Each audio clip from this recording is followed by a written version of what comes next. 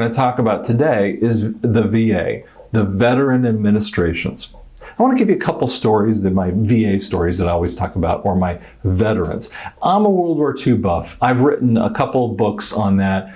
My first book was called A Violent Secret at drscottyoung.com, if you'd like to look at that. But I've spent my life studying World War II, which means that I've studied all the other wars around it.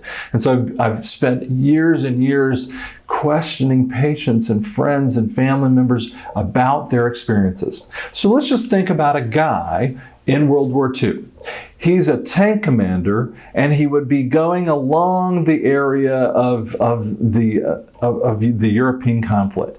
And he's spending 2 to 3 years in the European conflict, going through that whole process, and he's in a metal tube with maybe a 75 millimeter cannon. If you're in the German side, you'd be the 88 millimeter cannon. Do you think that he has hearing loss? You betcha. He absolutely does have hearing problems.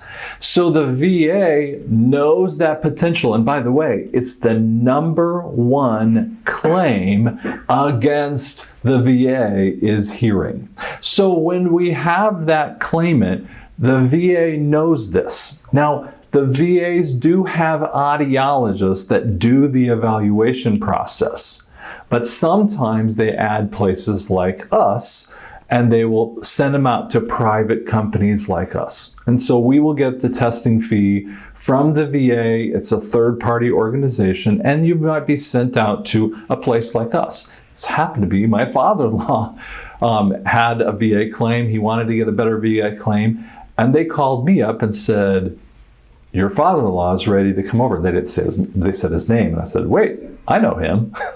And so he comes to us, and we do the report, and then we send it off to the VA. Now, you might ask me, what is the VA going to pay me? They never tell me. They have their own circumstances. It's beyond the AMA calculation. It's the VA calculation. They don't want to share that with anyone. So you can have tinnitus, ringing in the ears, and you can have a hearing loss benefit that might come, which is a percentage per month. And potentially, if you have a percentage, the VA will get you hearing aids. So that is a possibility for our veterans. So my last story I'll share with you on that level.